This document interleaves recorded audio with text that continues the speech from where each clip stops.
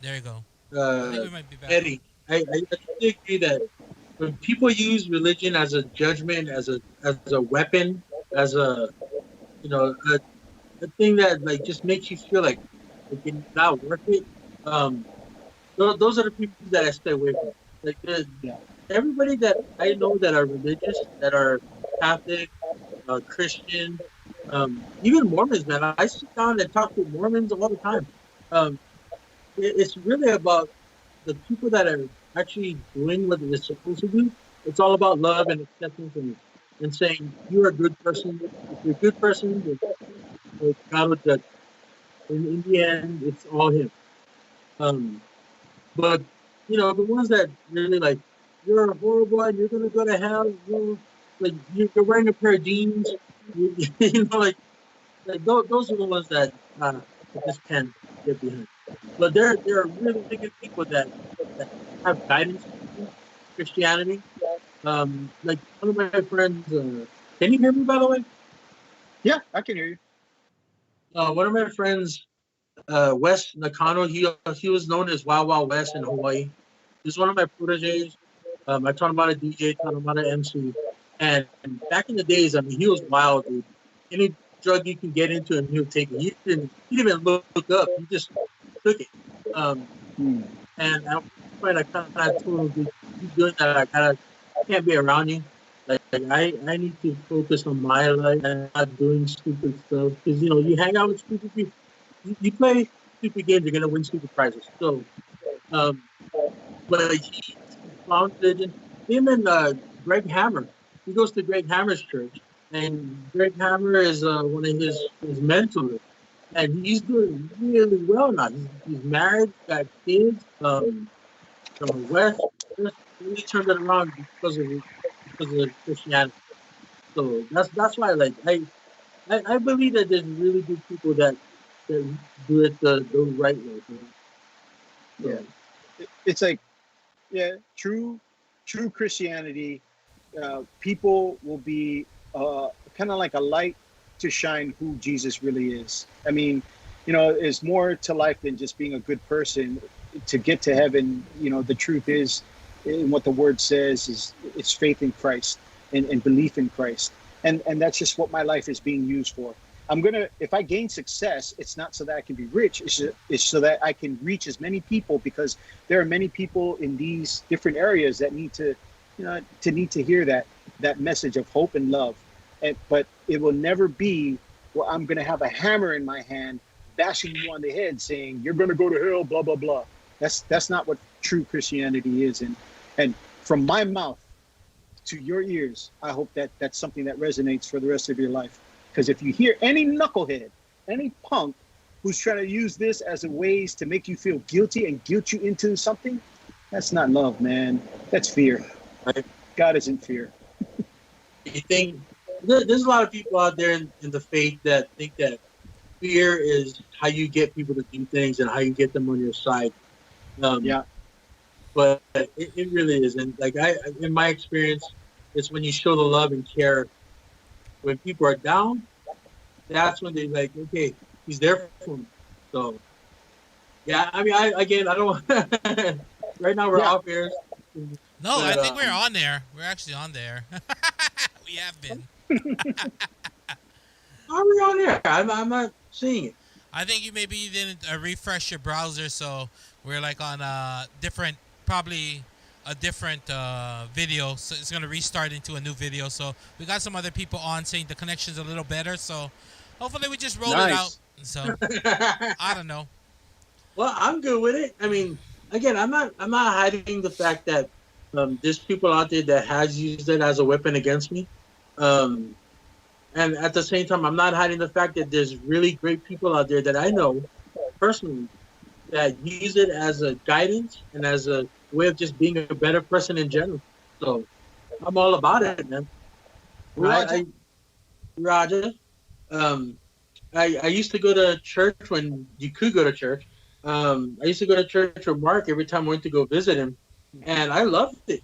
You know, me and his Mark's daughter would just sing along, clapping our hands and doing our thing. It was fun. It was exciting. and a lot to learn from what the pastor was saying. So, Nice. all right, stream is better I hope so. I don't know what it is. It's like, of all days, like I don't think it's anything with the computer. I think it might be the restream server actually. So because we're trying to restream to Facebook as well, so I think we might be having dropout issues on that end. But like I said, we'll push through and just do what we can do. That's all we can do, and hopefully everyone either can watch this or we can get the replay, or better yet, we can have a whole redo with Ed again, and maybe his daughter or someone else. Who knows? Yes. Who knows what God has planned for us? I'm down for whatever. I'm down for whatever. Yeah. You know, it I again, don't have a it will be job. I don't have a job, and I ain't got nothing to do. So yeah, you got fired on your day off. on my day off. But yeah, I'm thinking. Hopefully, what if it sounds bad, you know. I mean, I don't want to take up too much of your time, but man, I could talk to you all day, bro. Bro, I'm here. I ain't got nothing to do. I mean, Jean's gonna go pick up the girls, Sienna and her sister, the second oldest. They're practicing right now at the lab. They have a video shoot coming up with one of these.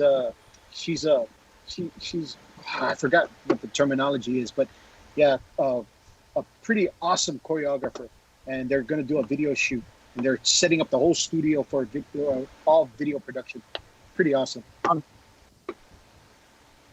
Well, I mean, again, you know, if you have time, see, the thing is, like, when we do interviews, we try to do, you know, introduce you to the people that might not have known you back in the days as Butterfingers, you know, that didn't know, like, where you grew up in, like Samoa, and all that stuff. But then we'd like to do another interview later, after a while, so that we can see where you're at again, you know?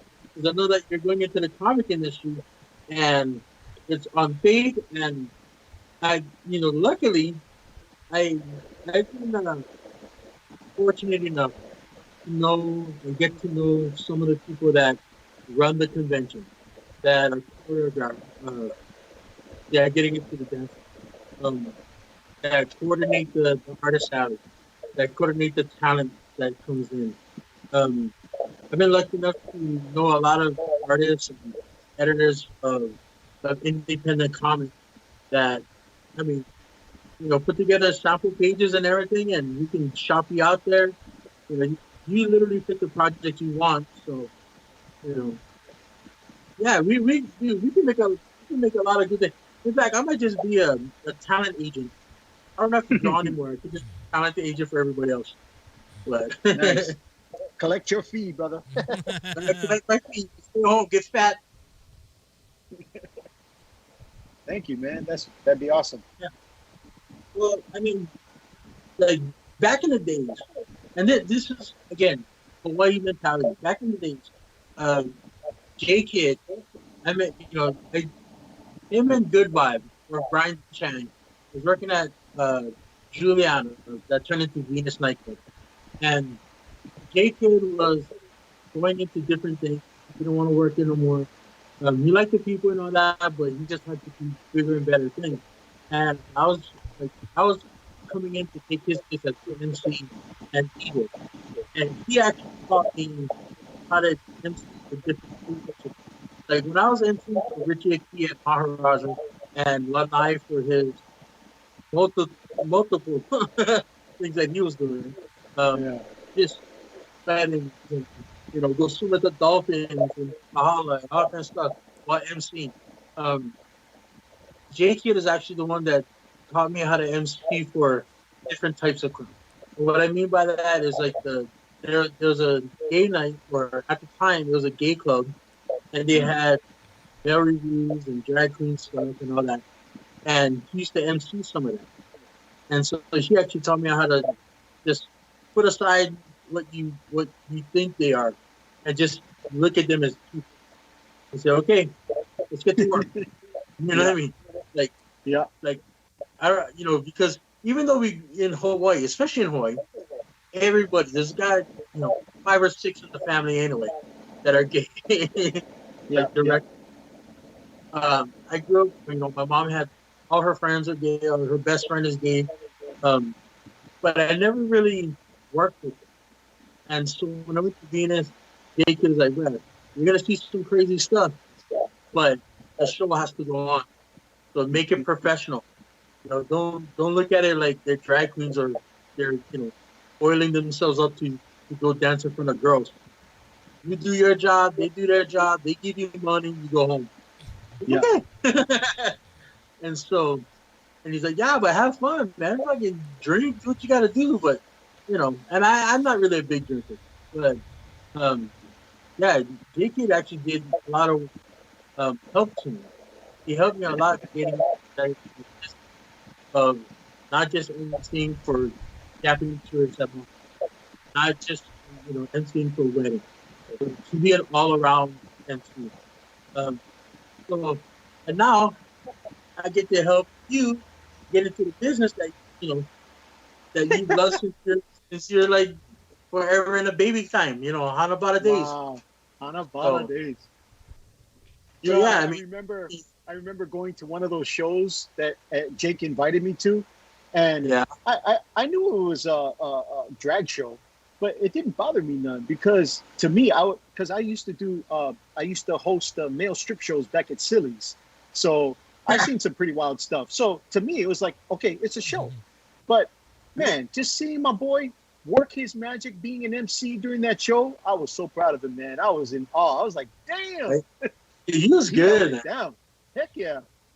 like like making them scream and do all kinds of dude. The girls in there were having a great time. Yeah.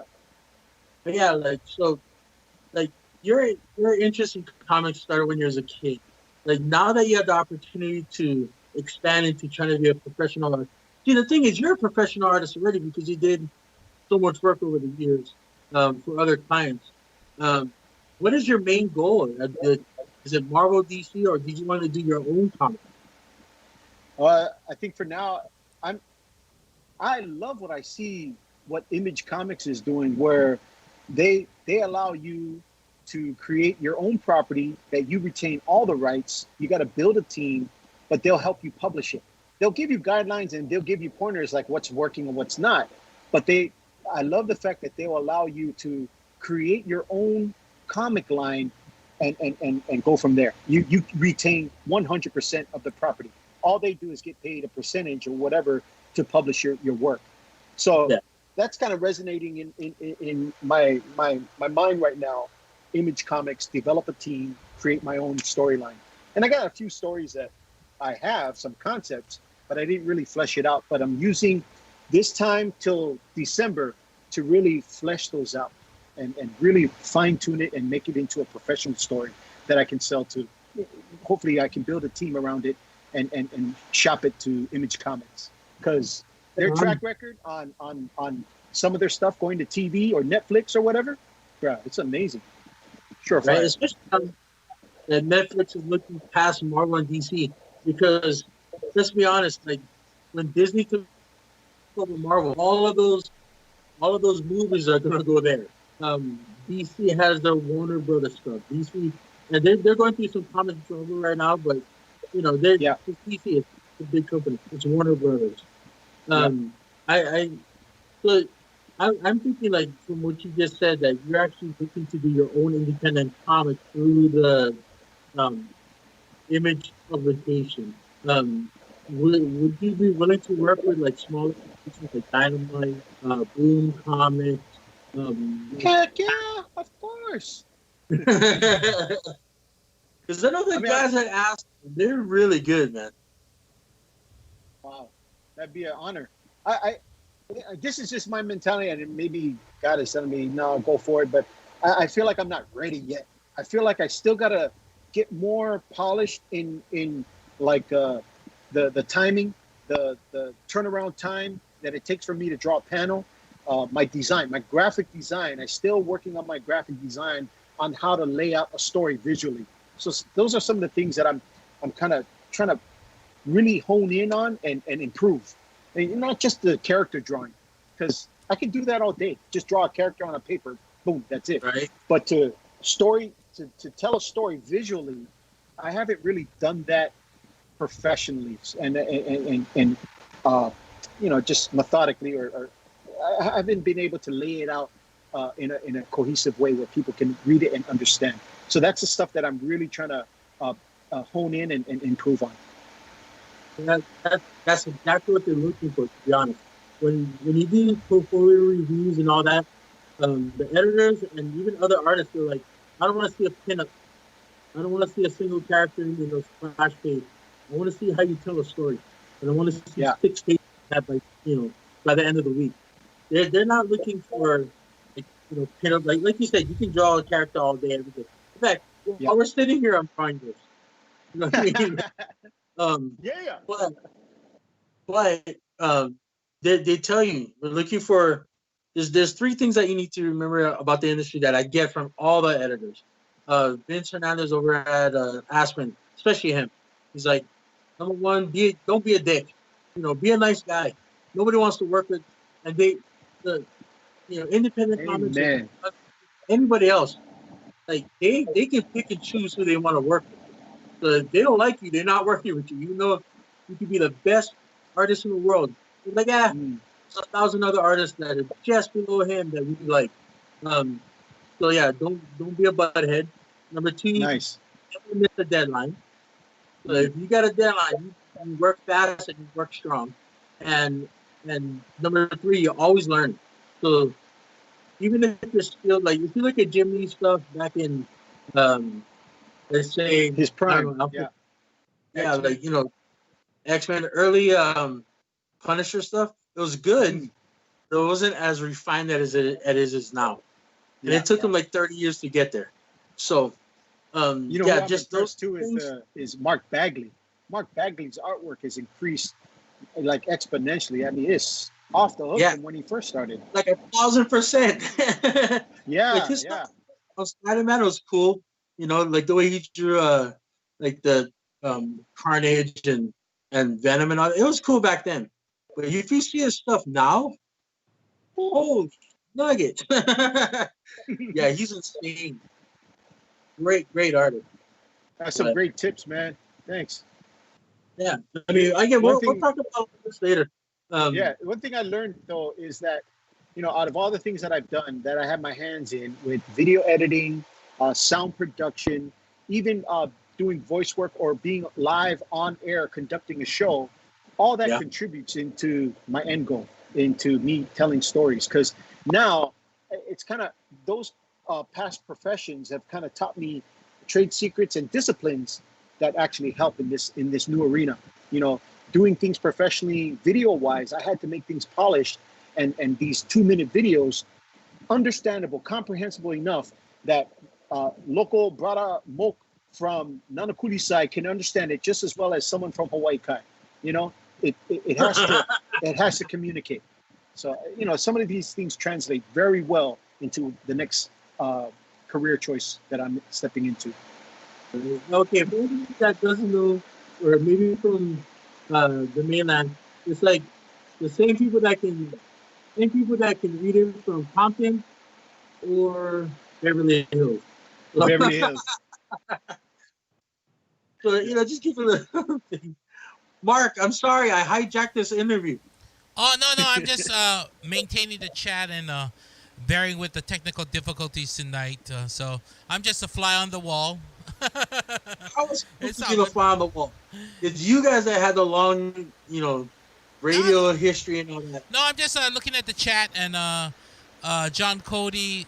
I don't know if you remember John Cody. Was one of the interns with Nutty. Yeah, of course I remember Cody. Well, Cody, what's up, bro? He just recently had a baby, so he said his baby got to get some attention, and he just wanted to let you know that you're someone he always looked up to, and he enjoys your Facebook posts, and he misses rocking out to your mixes.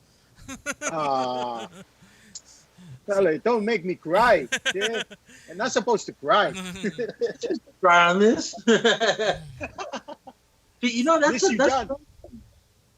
what's that? Like, during radio, we go through a lot of interns and all that kind of stuff. It's amazing how you and Mark have, like, you can keep these names in your head. Like John Cody. I never met that guy. But like every time like Mark would bring up somebody like John, like, oh yeah, I remember John. He was this and that. It's like, how do you remember that? Dude, these were the guys that sacrificed their Saturday nights and their safety to go do these crazy stunts that the mixed nuts had. Like, who, do the samurai suit, Pomai and Urusai, giving away free tickets and free stuff, free stickers. And Mark and John and all these other guys, man. I can't name them all right now, but if their name pops up, I'll definitely remember them. But that's what I loved about them. They were down to just do anything to just be part of the team, and I appreciated that. And I hope that during my time in the Mixed Nuts, I showed them that, because they were so valuable to the success of the show. It was a team. Yeah, most definitely. I think that's when radio was radio. I think when I kind of stepped in with like Crazy K, and we brought the Bomb Squad in, I think just the street presence kind of raised the whole level of the radio station, and that's when radio was fun. We just used to hang out and just have a great time, and I think that's why the connections and the bonds stayed for so long. And we kind of revisited this with Lanai. Is just how everyone kind of influenced everyone. Like how Lanai gave breaks to you, then he gave breaks to someone like Free, to me, and it kind of just drizzled down from, you giving to Udasai, Pomai. Pomai's like still doing radio in Las Vegas, so it kind of just trickled. It just kind of trickled down, and everyone just kind of helped each other out, and you just kind of, it's a beautiful thing to see like people flourish from. Just like one seed to another almost. So it's kind of a great thing to just kind of see how things just manifest themselves. Yeah, look at Crazy Oshiro. Right. Everybody should know that Crazy Oshiro was the intern for the Mixed Nuts, and then he went on to the morning show. So what's he doing now? Do you know? Oh, he's there. What do you call it?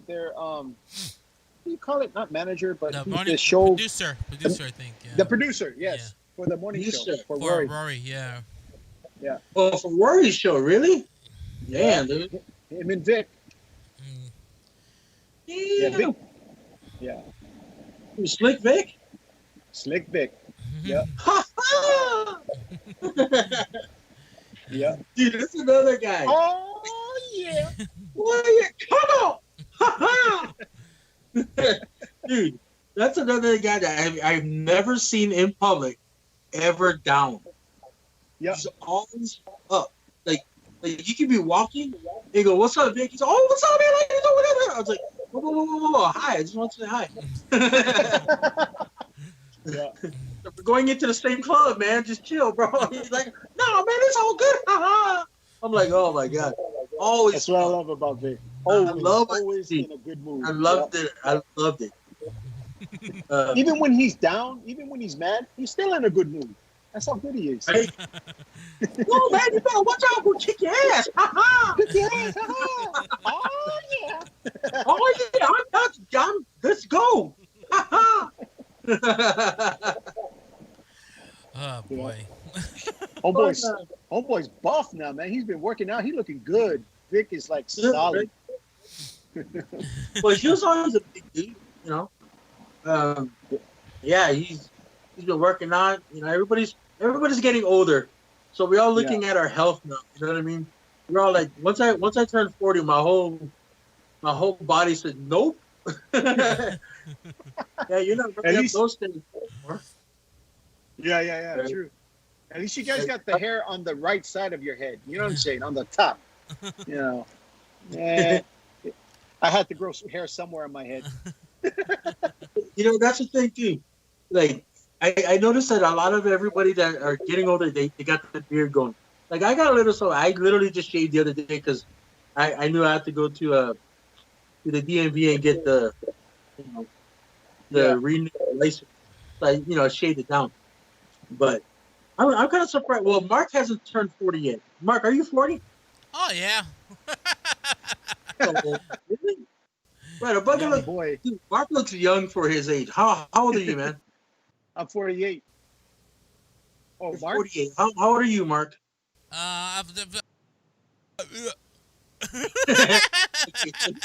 We're gonna say Mark's 42. Translation. Like, shut up, free. Like, shout out. But that's what I'm saying. Like, I'm 45. Okay, I'm gonna be 45 until I'm 50. But you know, once you get to that age, I was thinking Mark was younger because he's got baby skin, dude. Like Yeah. you know, I'm like, man, I wish I had pores like that, dude. Like I used to back in Hawaii when you know humidity and all that. The skin was so nice, dude.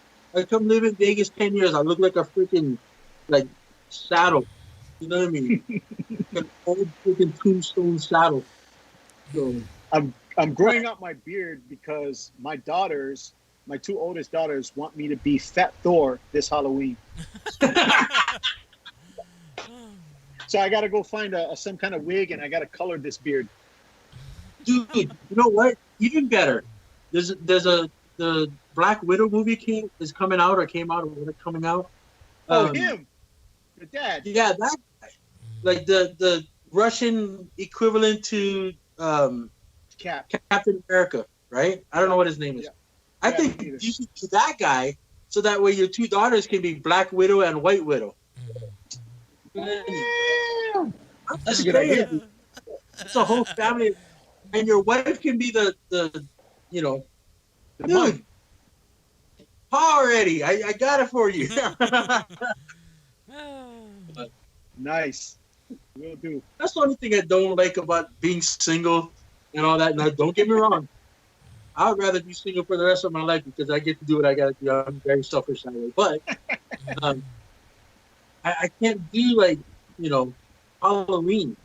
Like, over here, what am I going to do? Go out to clubs and stuff? I don't drink. So, you know, it'd be a waste of time just to get all dressed up to walk around a club and pay $40 for nothing. When you got a family, like Mark, he was Mr. Incredible one year. He was the Mad Hatter one year. I mean, you know, you guys actually get to do stuff on Halloween. Eddie, what did you dress up as last year for Halloween? Well, to be honest, my kids are all teenagers, so I didn't really do anything. They just went to their auntie's house and did stuff with them. For me, I just went to do my work at church. Sorry. Really? Years old. Hey, like you, at this age, you don't want to go in nightclubs. Me, it's like, I don't want to go do anything. I just went to go do work at church because there was some kind of event that happened that night. So I just went to go help out video-wise. Well, I'm like, so you didn't dress up or nothing? Nah. I was trying to do the Fat Thor then, but right before October, I shaved my beard and my daughters were pissed. So Right. I'm making it up to them for this season, and I'm gonna follow through and be Fat Thor. Right. And, dude, so you grew your beard out the whole year. They're like, yeah, Dad's going to be Fat Thor. Yeah, Dad's going to be Fat Thor. And then you shave it like a month before. I mean, I got the belly for it too, so you know, might as well. You know what I'm saying? So when did you move from Samoa? Like, I moved. Graduated, right? Yeah, right after graduation, 1989. So right after I graduated, you know, I just told my parents I want to move to Hawaii. I want to live there and I want to see what I can do with my life. And my dad, knowing that I was the last kid, I was the youngest of the family. I was leaving. There was no more kids left, and he begged me to stay. But me being a knucklehead and a brat, I just wanted to do my own thing, and I just persuaded my mom to just send me to my sister. So today, I wish it was different, you know, because I know I broke my dad's heart, and he passed away in '92 when I was in Hawaii spinning at a nightclub, and it kind of broke my heart that happened that way. Now when I look back, but in the end, it's like, hey, I made a choice, I made a decision, and I lived with it, you know, even though I miss my dad greatly. I think the decisions that we make, we don't see the consequences until later. But at the same time, like there's a reason why your mom said yes. There's a reason why your mom said, "I'm going to send you to your sister in Hawaii. You know, you got to do what you got to do." So yeah, even though, you know, there's conflict in the love and that, you know, your mom knew what she was doing, she knew that you had to live your life and all that. So was there any My other dad was other step? yeah, because my dad was looking out for my mom because he knew that his time was running out. He didn't want my mom being alone. But when I moved up, my brother he got kicked out of the Navy, and he ended up moving in. My second oldest brother, so he moved to Samoa, and that was that. He was there with my mom, so that Yeah, that yeah, that was that kind of worked out. did any other kids go back? So yeah. Um, Did I go back? how was it like living in Samoa though? Dude, it was hotter than what it is right now in California. I mean, it's a Really? hundred and something, 200 degrees here in Samoa. It was only 98 degrees or 96 degrees, but it felt like it was hell. It was that hot. Now I'm sitting there with my mom's adoptive son when I went there the last time, and we were sitting on my dad's grave at about 2 o'clock in the morning watching his portable DVD player of some movie because we like to hang out like that. He was about like, uh, what, uh, 10 years old at the time. So it was me and him out in the open, on top of my dad's grave at 2 o'clock in the morning, and we were sweating like pigs. It was hot. It was like 96 degrees. That's how bad Samoa is. Wow. I mean, like it. There's everybody knows that it's a different culture, because Hawaii, Samoa, Tonga, it's all different. Um, Yeah. but like, was there a lot of? I don't know how to say this without sounding racist. Was there a lot of gang influence? Was there any like, or is That everybody is just working the trail field? Yeah, that's not even racist at all. Every culture has its bad apple. So, of course, there's going to be clumps of boys, teenage youth, or maybe some young adults that gather together and call themselves a gang. Now, mind you, this is Samoa. Everybody knows everybody's kids. So the gangs in Samoa were not equivalent to gangs over here in California or elsewhere because they had some kind of oversight over their lives, regardless of what gang or affiliation they had. Now, they did do violence, but it was to other village kids. There was rivalries that happened. So there was big fights like that. But it was never a shooting. Rare, very rare would you ever hear of a shooting or a stabbing. But it was more of like respect, hands up and up, that you could kick ass with your bare hands and rock it like that.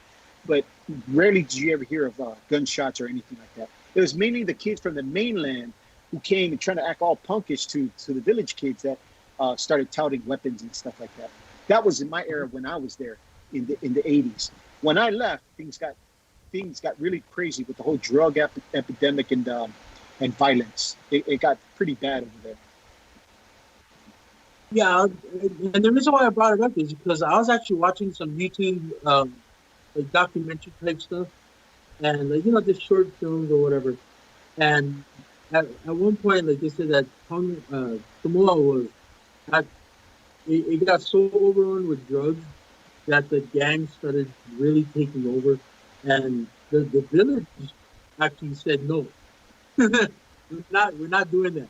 The kids are all these drug users. We're gonna take these kids, put them down, and let them get off the drugs, and then protect our community instead of being a part of the problem. They took them, they put them in rehab. They made sure that they knew that the family loves them and they protect the family, not the drugs. And so Yeah, I was like, wow, that's a pretty good program, man. Um, yeah. and so they're implementing it in different places, but yeah, that's why I kind of brought it up because I want to know if there was still a problem over there. If you have any connection, like to someone still. In And the 80s and early 90s, it wasn't as bad. There were a few incidents here and there, like big fights and stuff, but nothing as to the level where it was when it became the 2000s, late 90s, 2000s, 2010s. Those eras where the violence increased, exponentially. There was an incident where a guy trying to be arrested, he shot a cop in the head, back in the day. So it got pretty rough. The drug influence was pretty bad, and I yeah, had some family members that were under the influence too. So, well, but can we pray for those that have strayed? And it's easy to stray. It's easy yeah, to lose your path. So hopefully, we can get back and people can find us again. Roger. All right. How you doing, Mark? Just maxing and relaxing, listening and maintaining over here, man. There's a lot of technical things that go on with a stream that I had to learn. Like, and basically I learned it because of the pandemic. You know what I mean? Stuff I never would have learned. So it's a cool thing, but like this kind of stuff, I think I need like we need a producer for the show so I can focus on actually doing a show rather than like I'm trying to worry about the stream and the connection and the camera and the chat and I'm like so many multifaceted things going on with it. It's kind of crazy. That's why I said like I'm, it's just a different I'm watching thing. your video. I'm watching your video. It looks like you're DJing. I know. Your hands are moving all over the place. I'm like over here trying to get my mouse over here, and that's why I said like, and over this pandemic time, like I've been DJing on Twitch, so Nice. I've been doing a lot of stuff. So every DJ's been DJing on Twitch because that's basically all you can do. So you got to learn how to stream. You got to learn how to set up your webcam, then interact with people on the chat. So it's like so many faceted things going on that when I actually got a DJ gig, I find myself super bored because all I gotta do is mix, and I'm like, there's no chat. I don't have to worry about a stream, like what the camera looks like, the lighting, and I'm just mixing, and I'm like, shit, man, I got too much time on my hands. But yeah, Well, it's so and good. the reason why I ask all the time is because honestly, I feel like I hijacked the interview because I keep talking, and then also like I feel bad on multiple levels because Mark does have to do all the technical stuff. I literally just set up my phone, put it on a tripod, and talk into the mic. And I get to ask questions and all that. And then I've seen Mark, dealing with all the technical stuff and buffering and getting the streams like. And at the same time, like I want to be where Mark is talking to, but I know that he's doing all the technical stuff. So I don't want to put added pressure, but at the same time, he should be talking. And I'm like, but if he, if he's doing something, and as radio guys, all three of us know this. Like 2 seconds is 2 minutes. Or 2 minutes is too long. And so, if nobody says something for like 2-3 seconds, I have to say something. And so, that's just how we learn it. Yeah, exactly. But it feels so bad, Mark. I'm sorry. I love you. I love you. I love you. Hey, All you do. It's all good. I like this kind of stuff. I like the technical process, and I know like Ed can relate because doing all the video editing and actually seeing a finished product after whether you edit down like video clips into like you take like 10 hours of footage and edit into like a 2-minute thing, and you're like, damn, you see the results, and you're like, okay, that's good stuff. So I definitely think the creative juices get flowing, and like as I listen to you guys talk, I can kind of see how it transferred from you to like the creativeness you have to your daughter. You know what I mean? Maybe in a different form, like you said, with possibly with music and you DJing. That's how she got her love of music. But then also like how you put your creative as into like editing videos or artwork. She kind of has that creative with her body and dancing. So I think it's all relative, and Yeah. like I think the creativeness There's one runs in the thing- family. The one thing I can say that she's kind of learned from my experiences as a DJ is the musicality. Mhm. So if you watch her dance, it's not just dancing and choreographing. She's choreographing to the music, and she's hitting the beats. So her musicality really sets her apart from a lot of other dancers, which it's not something I want to brag about, but it's just the influence that I see that came from my understanding and passion for music as a DJ. She kind of adopted that, and she kind of understood that concept from me, and she took it on in her own way of kind of manifesting that through her dance. Right, I definitely see that, like you said, the musicality of like a drum, a kick, a snare, and how, you translate it with a cut. She might translate it with a certain move or tick kind of body movement, and I can see how she could learn that from like only a DJ because regular normal person would be like, oh well, you got to be on this beat or that drum or this snare and Mm, whatnot. it's So good. it's definitely it all translates that, and like I said, that probably gave her a big advantage over some of the other dancers. So that's a great thing. Yeah. I mean, I really doubt that a lot of the dancers out there or choreographers had a legendary DJ, you know, even from the beginning when mom took her to, while she was in the belly, just kicking to the Mm, beat. So, and she really does have her own style, man. I mean, everything hits so hard and so fast, it's so accurate that I mean, when I saw her in World of Dance and all that good stuff, dude, it was amazing. Really, really was. So, thanks, man. She's been getting flat. Just some of these social justice warriors, spreading their hate and just stupidity online, saying, "Oh, your cultural appropriation by doing hip hop. You know, you shouldn't be copying black people and doing this. Just not all black people are like that. Just these idiots online who just have nothing better to do but to criticize and hate people for just showing their love for something. You know, and right. it got to a point where it just got crazy. So it affected her. And she's like, "Oh, I'm not trying to steal. I'm just loving hip hop. I'm just representing hip hop." So and that's where Gene and I step in. Okay, well, you can't fight hate with hate. Just give them love in a different way. Just take Samoan culture and find ways that you can represent your Samoan culture in your hip hop dance. And the past year or so, she's really developed that. She's taken some of her Samoan cultural iconic moves and put it in her routines and her choreography. And bruh, it's pretty amazing. I love it. Right.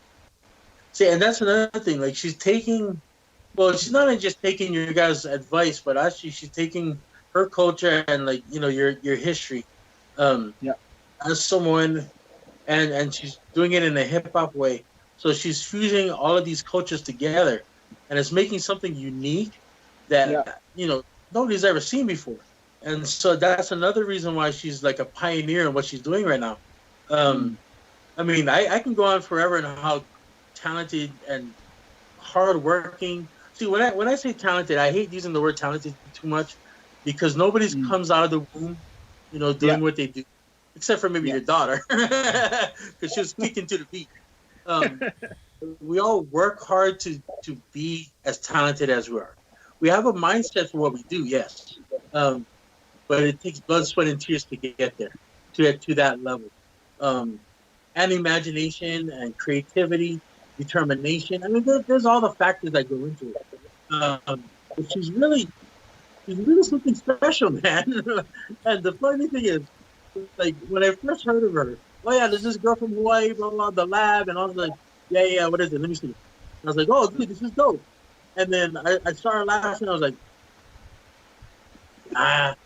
And then I looked at you up, and then I saw her on your page. I'm like, holy crap, Eddie, how's her dad? Like, yeah. I yeah, credit a lot to the mom. I mean, yeah, I'm the kind of philosophical mentor, coach. I'm not. I transition out of being her father figure into more of a coach because I don't want to be hovering over her life. I Hmm. just give her like encouragement words. But her mom has been logistics and just the backbone of her career. And I just credit my wife for everything that she's done to sacrifice her time, her job, and everything else to make sure that Sienna has a solid foundation in what she's doing. So hats off to my wife. I'm so proud of her and over the many years that she's been there for Sienna and the other kids as well. Because leave it to right. me, I just drop her off at the dance studio, come back home and play video games. You know what I'm saying? But Jean, uh, she's been there through thick and thin, and yeah. I just love her for that. Yeah, definitely got to shout out all the moms working hard, taking care of the kids, and we also got to give a shout out to James Cole's popped in the chat, just saying what's up. So, Hey, what's up, brother James? so we just wanted to give a shout out to him. So, yeah, definitely a great story, and like I said, you got to give a shout out to all the moms out there. Definitely playing the roles while us dads, we're busy doing our thing, trying to support everyone, and sometimes we get caught up just Yes. just working and the hustle of it all, and the moms are the backbones of the family most of the times, keeping the glue of the family together. So definitely shout out to Raja. them. So definitely give them a big shout out for that. Man, Right? It's basically like, yeah, dad is dad, but without me, don't eat. You forget to eat. Yeah. Yeah, shout out to James Cole. Hey, Mark, are we having James Cole next week? yeah, we should be having him on the podcast. We can get a confirmation right now in the chat. He said, "My man Eddie, miss you, brother." So he says he Miss you, James. yeah. So I think we're confirmed with James Cole's next week. So that should be another interesting interview. We got a back-to-back I-94 reunion on our podcast. Ooh. We should make this a series called the I know. Legendary Hawaii DJs. So we can have There you Ariel go. or James Cole, Kid, kid. Yeah. Cool. I actually trying to get in touch with Ahi Ting. Ooh. She says she'll be able to do it, but she doesn't know if the timing is right. Because Hawaii, we start at 6 in Hawaii. She's doing work and jobs and all that. But if you don't know who Ahi is, she's one of James Cole's really good friends. And yeah, he sees her all the time. Like you said, he sees her all the time. But they came up in the club scenes together, and from what I hear, and now I can't confirm this unless you can, James. Is that Ahi taught what was her name? She was at I-94 the day drive shift midday. Nobody. Who's that? Okay. Yeah, so yeah, she was one of his mentors, and she taught him how basically it was like a lineage where it started with with James. God, for the love of Christ, I can't think of her name right now. She's an I-94 midday jock. Oh, Lisa D. She was a DJ. Was it Lisa? Yes, Lisa D. Lisa D. She taught Lisa D and all that stuff too. And then James helped Richie. He taught Richie, and Richie taught me. So I'm a part of that lineage. And I was talking to her about, yeah, Lisa D, yes.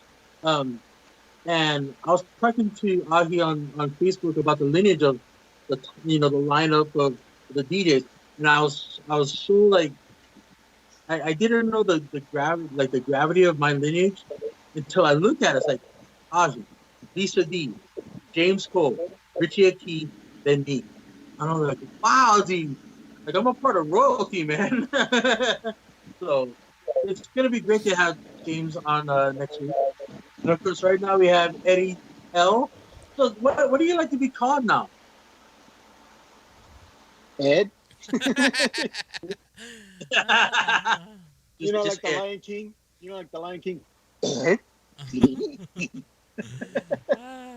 it's not Ed. Like, because some people they grow out of their nicknames, like Johnny. They like, I like to be called John now. Yeah. So are you Ed, or do you still go by Eddie? It doesn't matter. Whatever. I'll respond to pretty much anything. When my uncles call me, hey boy. Oh, yes. It's the same thing. Even though I get white beard, they still call me boy. Well, because I knew you my whole life as Eddie L, or as Fine. Butterfinger. Right? And I think, Butterfingers so. works. and I think that's how you kind of recognize where people, like, what time in your life people knew you. Because if someone calls you Eddie L, you're like, oh, I know them from the radio days. If it's Ed now, it's like, oh, it must be somebody from church. Because if they call me Eddie L, then it brings back all the memories of when I was called Eddie L, and then at least I can, respond accordingly. Not the Right. kind like, hey, Eddie L, like, oh, praise the Lord, yes. Eddie L, the big solid. So There you go. Nutty DJ was like, yeah, big solid. So James Cole said, I still want to thank Eddie L for learning me acid. Made me PC. Not the drug. Get clarification. The Yeah, not software the drug. program. the beat making software program. Yeah. Yeah, Wow. don't get it misconstrued here Yeah. in the man. chat room. With James in the chat right now, all I can think about is when I went to Maharaja one time, and this is before I even got the job there. And I was young, man. Oh my god, I shouldn't have been in there. Anyway, um, I knew Cheyenne Rodriguez, so I got in there, you know, young. And James Cole was using three turntables at the same time. And I was blown away, dude. I was like, "How's he keeping the beat?" and and Richie just said, "Shut up, just watch." So that's how I learned. I was like, "Oh my god, James!" I was so intimidated by James. I mean, James, I'm Samoan, but I was scared of James. Every time I met him, hey, what's up, man? How's it going, man? he just was, he freaked me out like, oh, shoot, how do I respond? This is James Coles. I remember James had like, maybe it's just my experience, but every time he shook my hand at Maharaja, like, hey, what's up? Dude, like he was almost crushing my hand. So, yeah. Right back, guys. That's some great stories. So let me ask you this: you still talk to Jake? Still, are you still connected with him? Man, well, only on Facebook from time to time. Okay. But But the last time I went to Big Island, it was when I was working for Oceanic, and we were doing a production for the general manager that was leaving. Right. So we went down to Big Island to film the Oceanic crew down there. And that was the last time I seen Jake face to face. But yeah, is he on right now? Oh no, I don't think he's on. But I just see him pop on my Facebook doing some streams sometimes. So I was just kind of curious if you guys still, stay connected. So hopefully, just through like Facebook and stuff, right. little comments here and there, and just small kind of stuff. But I really haven't like sat down with the brother in a while. But I would love to reconnect. Yeah, I think that's one good thing about this pandemic. I find myself reconnecting with a lot of people that I haven't in a long time. You know what I mean? So that's one positive I think I'm pulling out of this is just like the hustle and bustle of the grind that it just, you just kind of lose touch with people who were really instrumental or really a big part of your life. But just because life in general pulls you in different directions, you lose that connection. And I feel like the one blessing that this pandemic has had is me reconnecting with people like yourself and Lanai, and we had time to not only with the podcast but just just having the time to say what's up to people and be like, hey, let me give you a call or let's talk. So that's one positive thing I can pull out of it. Absolutely. And not only with doing something like this, but like on Facebook, when things start to slow down, you get to enjoy like live mixes from like DJ C, Cortez, my brother from Maui, and then James Cole's doing his live mixes. I mean, just to get back into those grooves where you grew up as a child listening. Oh, sorry, James, I'm making you old, but yeah, I grew up on you. I grew up listening to you. That's respect out of love, my brother.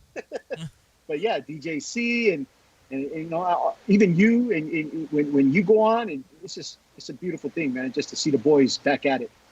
Yeah, I think it's very interesting. I think I saw like Spaz was on for a while, doing some mixes, and I was like, wow, man, these are like OGs in the game, like growing up Hawaii as a Hawaii DJ. You know what I mean?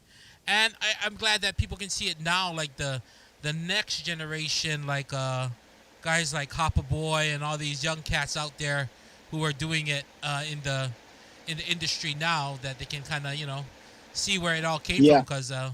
Man, it was a hard knock life back in the day, just carrying crates, and it's a burden that some of these younger cats may never know, and never know, never. I'm breaking my back carrying a small hard drive. Different. Yeah. Yeah. Let me see, James. Yes, a great thing, reconnecting. He loves it. I love the live thing, and damn it, I love getting older. He loves getting older, and he loves. I'm glad he does like the live thing. Yeah, I saw a lot of his live streams, and I'm like, I think everybody kind of struggled when they first started trying to live stream. We're trying to figure it out, and I think now like everyone's getting the swing of things, and I think like, it's a great outlet. Even if you do go back and DJ live in places, I think just doing stuff online is now a thing that will be, kind of normal. And I noticed that it kind of gives like people, like I stream and I see a lot of people jump in who's like my age, a little bit older, but they can kind of like hang out like and just chat it up and talk and kind of enjoy the music because they would never go out to a club now. You know what I mean? Yeah, So at this age, yeah. yeah, but they can Yeah. go there and they can relive the music and the feelings it gives you and reminisce and kind of just enjoy the chat room with other people and that's one way Yeah, of just reliving it and just enjoying themselves. So I think that's another a positive we can pull out of all this stuff that's going on. So true that. definitely, man. I think we burned through 2 hours already. That was quick. I thought it was only Wow. 1 hour. Yeah, normally our podcast goes maybe about an hour, hour and a half. Like I said, your life has been so interesting. Like your Mm. different stages of creativity, different stages of production. Again, it's not just you; it's your whole family that has an interesting life, and it'd be great to have you back on. Um, just to see where the progression is, and of course, you and I are going to talk later on about comics and all that kind of stuff. If you can, everybody out there, if you're on Instagram, go to at LALAU underscore art, ART, Lalau underscore art. Go ahead and check him out. Follow him. Trust me, that artwork is going to blow your mind.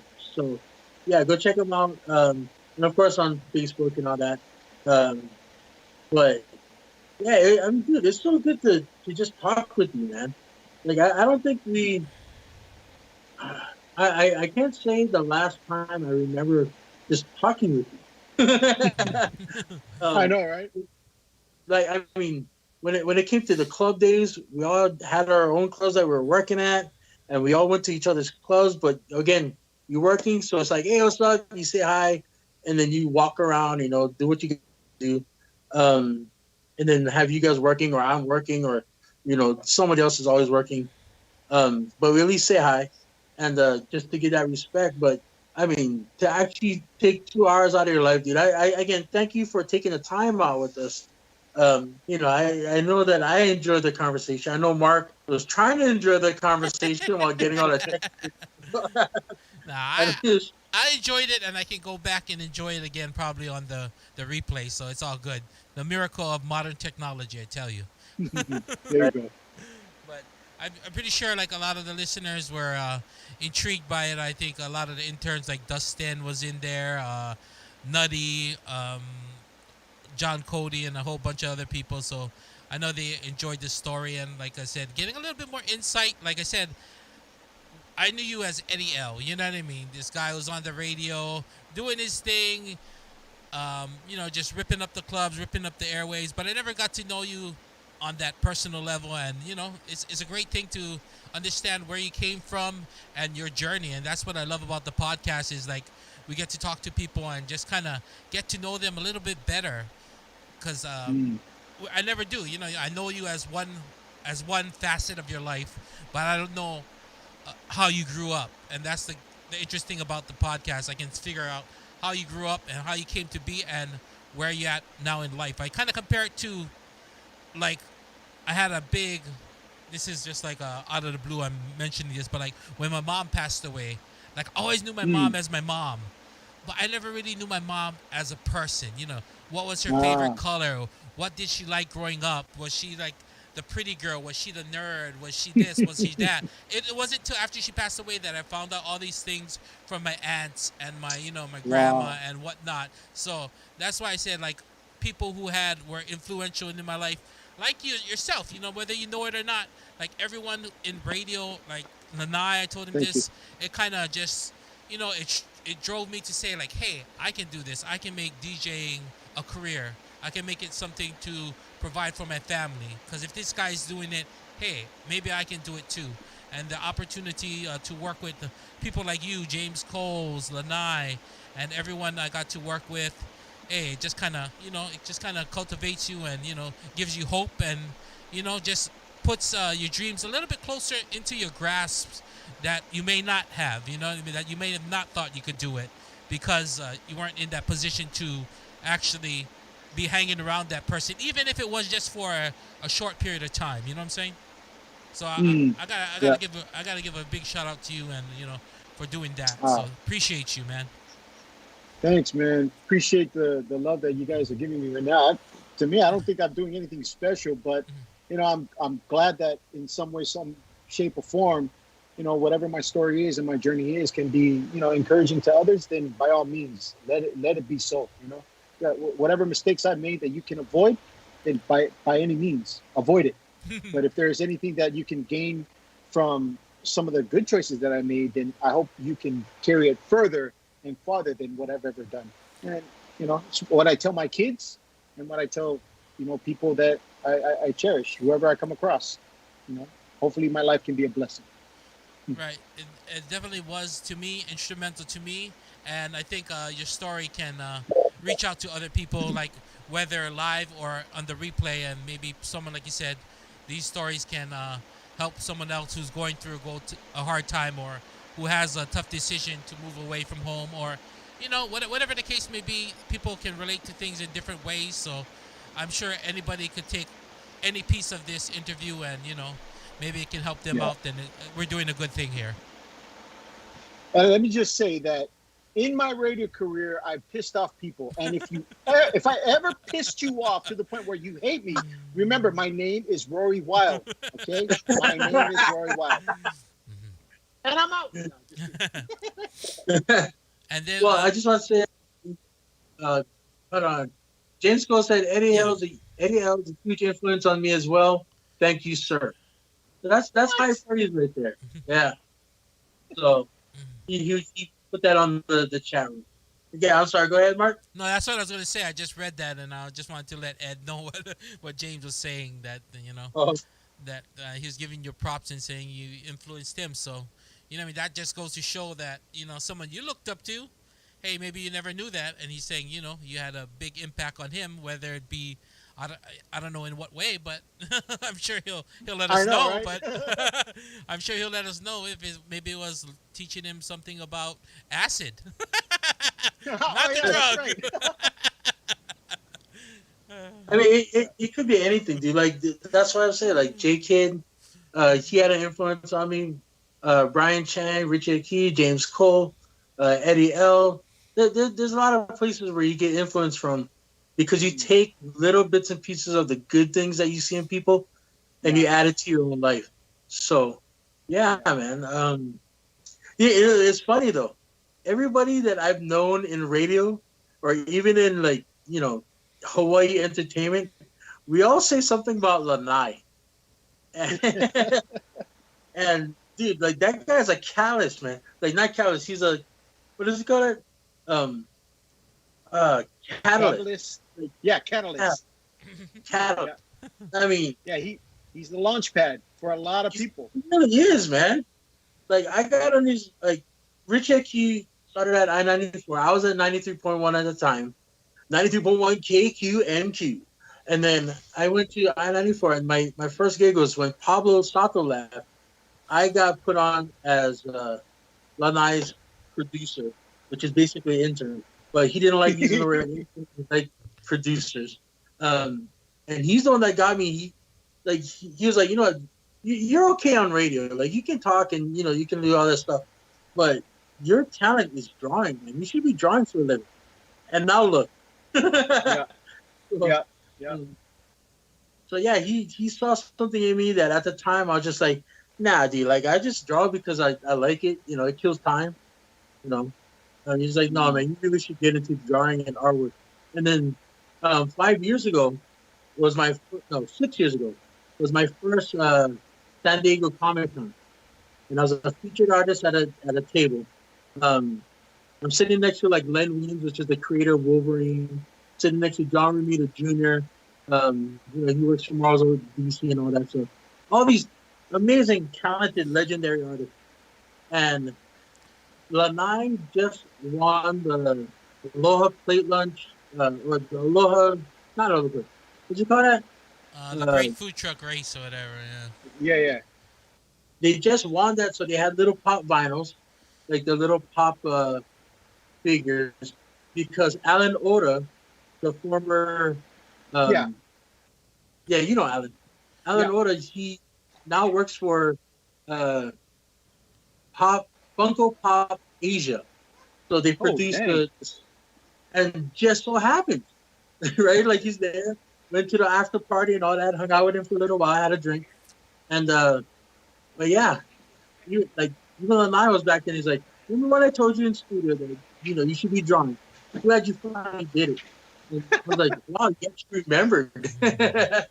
So anyway, I just had to bring that up because you brought him up, Mark brings him up, I bring him up. Wow, what a great way for him to see you in your element. That was beautiful. Yeah, it really was. It was kind of hard. Feel like I wanted to cry a little bit, but I didn't because I don't like crying at you know Comic Con. Hold on a second. Babe, Pelican. Where's Sienna? Real quick. My daughter just got off of practice. Oh, okay. Come, say hi. Oh, okay. This is my daughter, Sienna. The dancer that kicked her mommy in the tummy when she was a baby. Hey, how are you tonight? Why is there a light on your end? Oh, Mark is working his best. Mark is up there, and this is free on the bottom. Oh. Hi. Hey, Hi. working Like, hard. we had a long conversation about you. But yeah, like everybody in Hawaii, and especially the transplants from Hawaii, like myself and Mark. Mark is in San Diego. I'm in Las Vegas, and everybody that we know in Hawaii, and everybody that we know from Hawaii, we're very proud of you and what you've Thank accomplished. you. You're just gonna be everywhere at all times. So there's a No, lot more. thank you.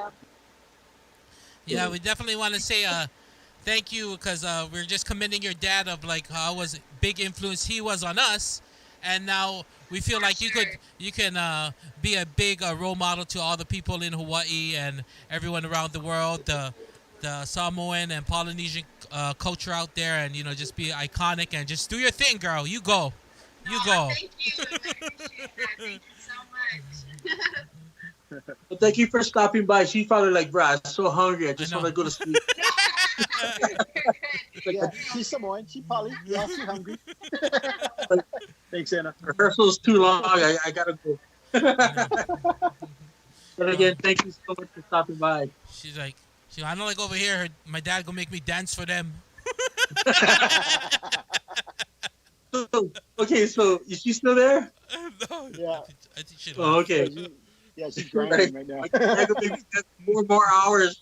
Like, I'm already done. Just show us that routine one more time. We're making videos. We're making TikTok videos. Yeah, 20 more times. 20 more times. Just 20. Come on, baby, you can do it. So, we have a tradition here before we end our podcast. And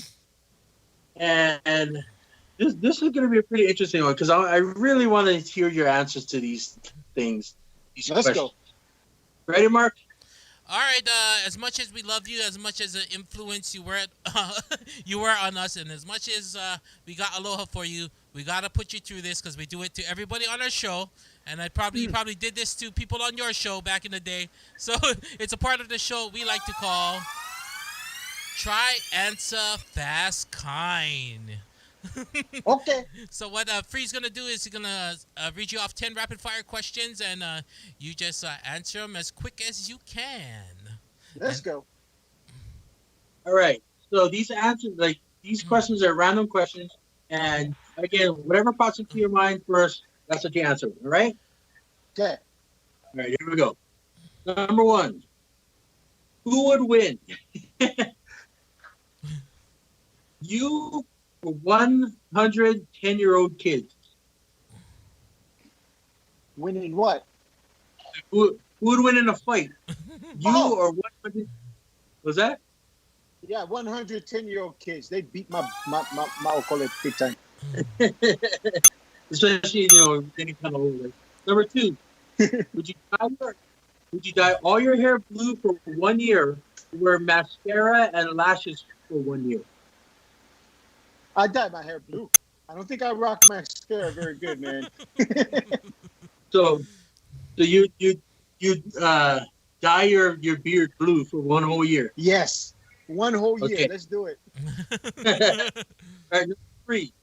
Seinfeld or Friends? Which is a better sitcom? Friends. Right? Thank you.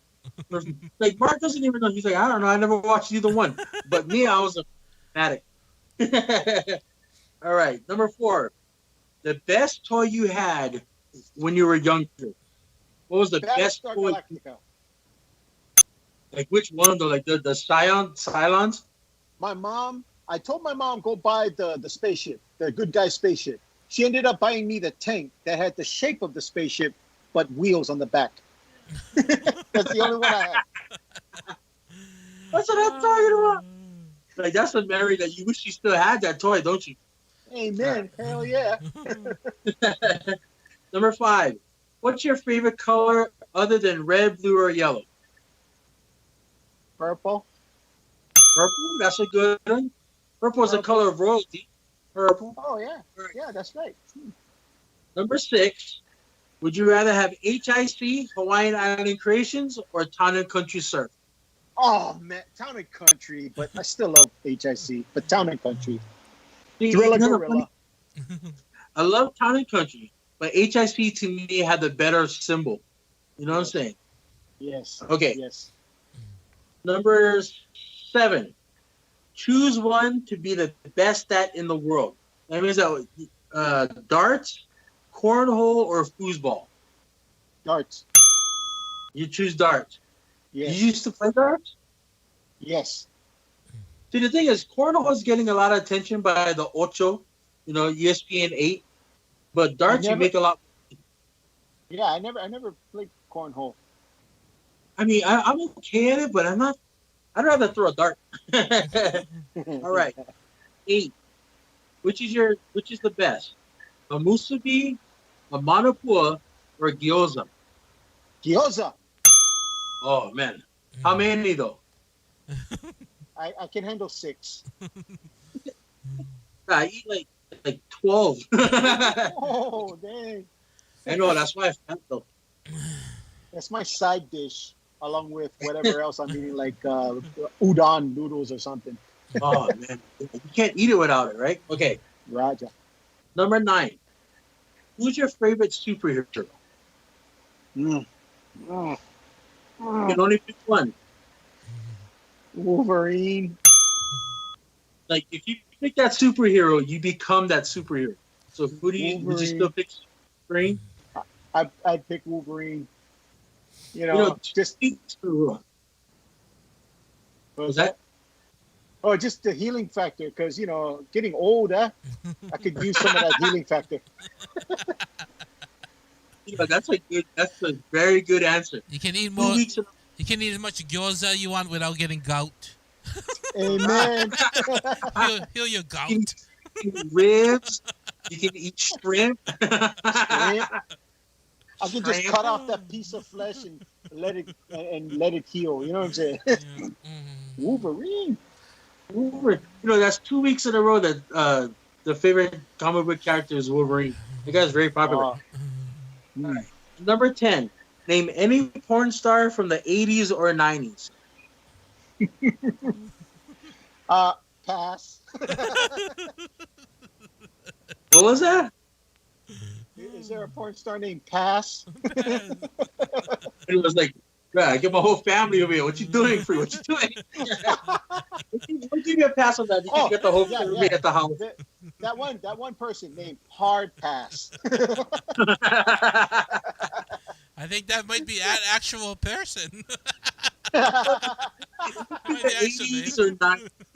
So I mean, she could have like made me Miyagi, anything whoppers. It's a good thing I have earphones on, because my kids would be like, "Huh? What? What did that say? What? What?" But I just say like back then, like the names are so funny. You know what I mean? I know. 80s and 90s, they're so funny. Like, but now you get their actual like Kristen Cross. Like, what the hell is that? So I don't know if that's a real one or not, but sounds like it. All right, that's our 10 questions. Thank you for playing. All right. Appreciate that. We'll see you everything on the show. Hopefully, we can take some time out and do this again. Yeah. You know, make sure the connection's good and all that, and You'll have a producer this time, and Hopefully. we're gonna have a lot to talk about after when things start opening up and the comic thing starts rolling for you. But yeah, especially again, the whole family's got things to do, and again, thank you so much for taking the time to. appreciate it. Thank you, Mausos. All right. I-94 for life. It's all good. Okay, guys. All right, you have a good one. Thank you once again for being on the Lost State of Mind podcast, and we'll reach out to you real soon. Once again, ladies Thanks, and Mark. gentlemen, Thanks, Free. give it up for Ed Lalau, aka Eddie L, aka the Wild Samoan Big Sole. You have a great night. We'll talk to you soon. Aloha. All right, there you go. There you have it. Man, I was kind of. Hopefully that came out better than I think it did. Like, I know a lot of people are having technical difficulties, and that's the thing about doing a live show and everything like that. But hopefully it came out good. So hopefully we will be able to put that out. I don't know. I'm a loss of words now. I'm just mind boggled because of all the technical stuff. That's why we need a producer, I tell you. Yeah, again, I feel bad because there's nothing at my house that I could do what you do.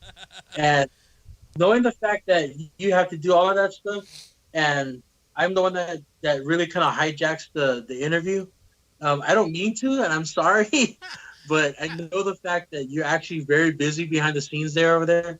Oh yeah, and like if we're rolling, no problems. You'll hear me chime in, but it's all good. Yeah. I just want to give a shout out to everyone in the chat. John Cody's still with us. He said I-94 for life.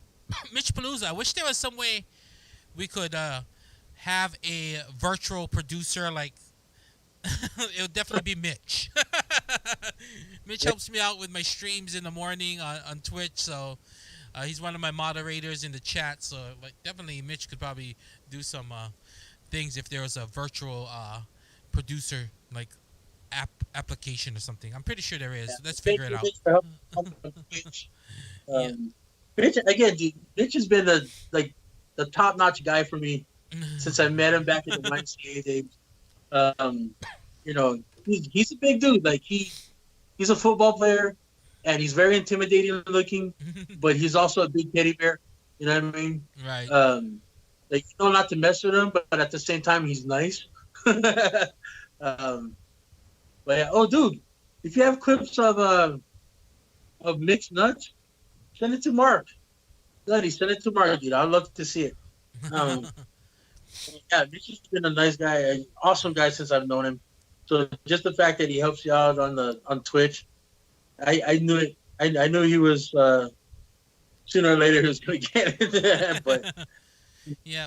Yeah, so shout out to Mitch. Also, James Coles for stopping by the chat. And in fact, next week, our interview will be with the legendary Mr. James.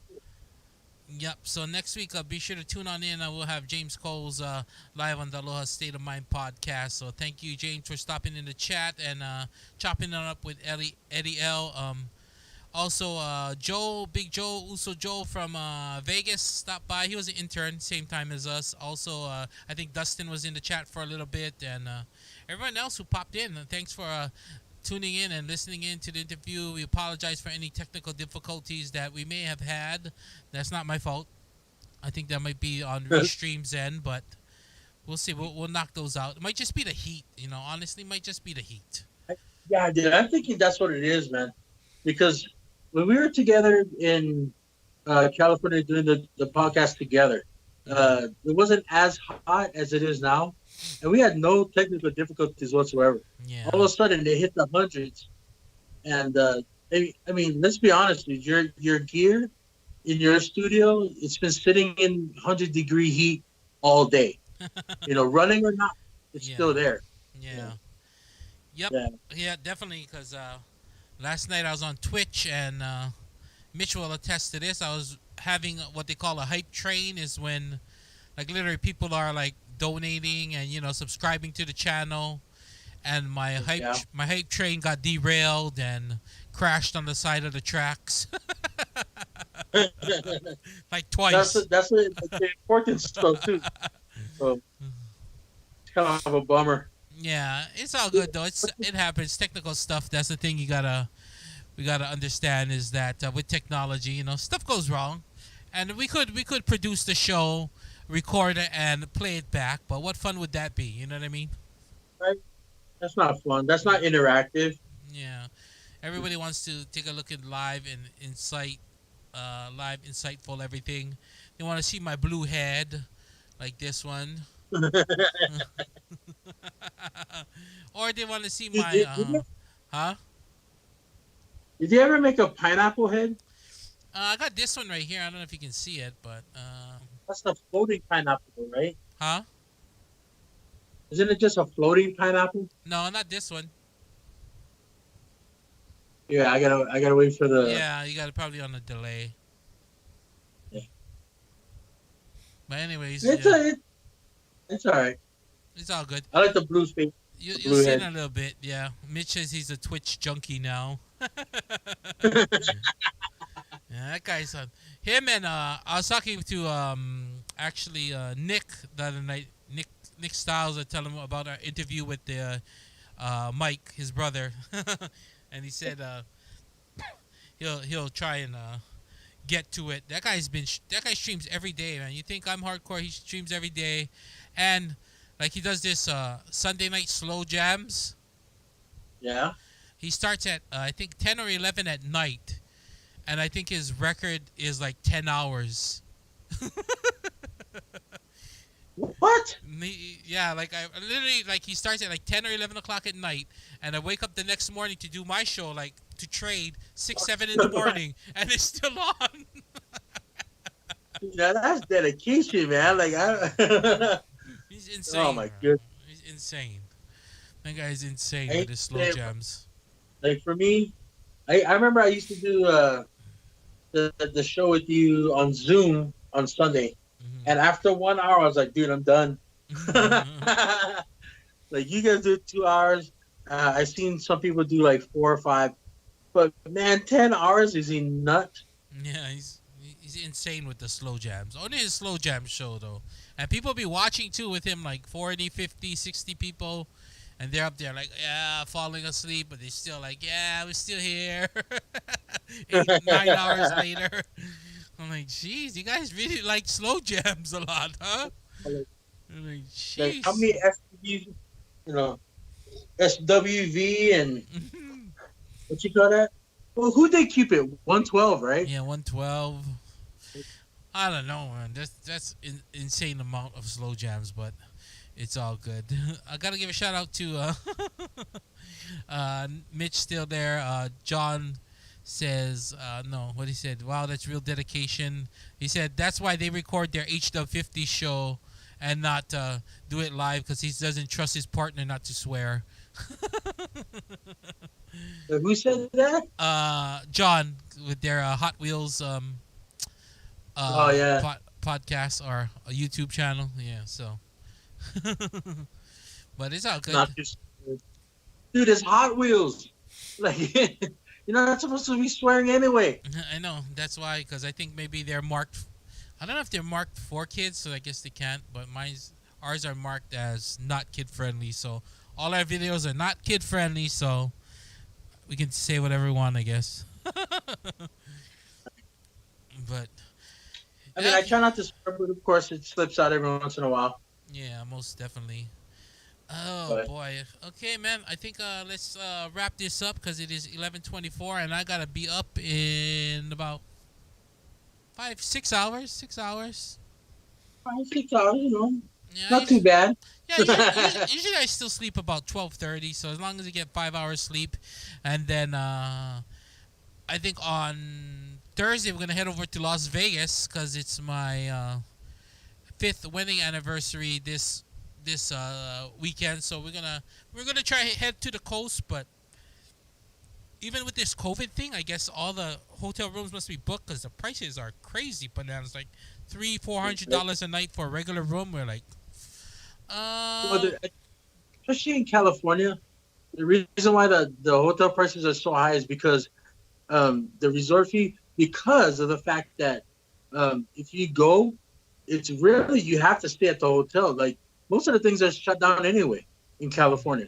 right. I mean, you can get like to go orders from the restaurants, Uh-huh. but there's no dining anymore. I think I don't know. There's different reports on places being open and all that, Hmm. but why would you want to put yourself in that kind of danger?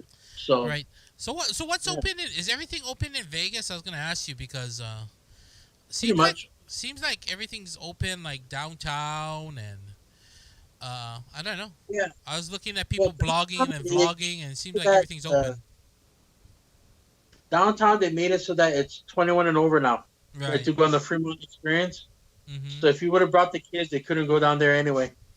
Um, so it's good that it's just you guys. uh, but yeah, like, everything's pretty open.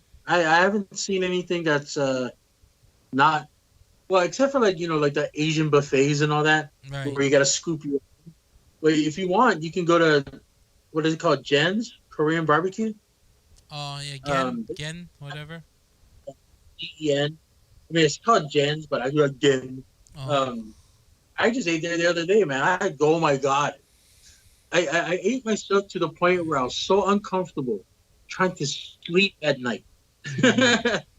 I ate so much meat that the rest of the night I was like, oh my god, I'm gonna die. I just ate my body weight in bulgogi and freaking steak. I'm gonna die. It tastes so good. So, Nah. but anyway, but yeah, the funny thing is Mm-hmm. that Mark, his wife is still mad at me that they got a hotel, literally the farthest possible hotel you could get in Vegas from where I live. They don't want to see me at all. No, it's not that. She didn't want to be near the strip. She still don't trust like being. I don't even know if we're gonna go on the strip. You know what I mean? I suggest you drive through it with the windows up, you know, but in reality, I mean, you lived here, man. The strip is just a strip, unless you haven't seen it before, it's all the same. The Bellagio still has fountains. The Mirage Mhm. still has water volcanoes. Nothing really changed. Um, so yeah, I don't see donkey. Um, I don't see like there any reason to actually go onto the strip unless you want to get COVID. There's so many things in Vegas that you can do that you don't really have to be on the strip anymore. But you'll find it, especially if you're at Aliante. That property, it's big, it's nice. You're already paying the resort fee, so you might as well use the pool. You might as well use the workout place and the spa or whatever they have. Just relax and enjoy your time together.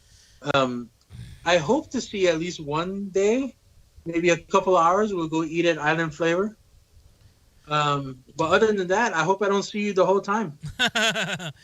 Ah, No offense. we'll meet up. I gotta drop some stuff off to you, and then yeah, we'll have lunch. I think we're just gonna kind of chill out in that area, and then the only time we're gonna come out is maybe to um grab some food from our favorite spots, although they're really far away from what you told me. So we'll probably just grab the food and I don't know. We'll see. We'll see. Well, see, that's the thing. It's far away for Vegas, but for where you live, everything's 45 minutes away anyway. So, you Right. know, Actually, I was gonna ask you, how has because of the COVID thing, how has traffic been? Has it been lighter then? Like going it's on the 15 or? a little bit later. Mm, If you go on the freeways at certain times, now that everybody's kind of going back to work, yeah. you don't want to do it anyway, of course, at certain times like drive times and morning shifts and all that. Right. But where I live, I mean, I take Rainbow 30 miles in one direction. I take uh, Jones 30 miles back. I stay out the freeways and I go to Eastern or whatever. I mean, I can literally bypass all that traffic any time of the day. And so it's not that bad. Uh, Cool. yeah, it's not bad at all. So You wanna say hi to you'll Nuffy? have a, Come over here, say hi. She wants to say hi to you, so I'll let her come on. Uh-oh. yeah, Fix your that. shirt. Come over here, say hi to Nuffy. Oh, now you got the face. I gotta take the face off you. What's that beep? Was that me? Where is No, she? no, wait. I gotta take the face off of her. Oh, there. Yeah, you should be able to see her hopefully on the screen, Yes. but You look cute. where's mom? I Sleeping? miss you, girl. Oh, you gotta go sleep too, girl. Then. All I right. know it's already 11 o'clock over there. Bye. Love you, baby. All right. I guess it's time for me to go. I gotta wrap this up and put this kid to bed. So. Okay, well, hopefully I'll see you in the next week. Be safe, stay safe, Mark. You and your family mean a lot to me, and I want the best for you. Yeah. So when Let's you come to Vegas, come visit me for a day. definitely will. We just gotta say, thank everybody for putting up with everything with the stream tonight. Shout out to all our day one listeners like John Cody, Joel, Mitch, and Nutty, everyone else. So let's wrap it up here, and we'll see you guys next week. Tuesday night for the State of Mind podcast, we'll have the legendary James Coles will be in the mix now on the Lost State of Mind podcast. All right, it's all good. Till then, you guys have a great night. We're gonna wrap it up here. Until next week, we wish you nothing but peace, love, and aloha. You guys have a great night. We'll see you next week.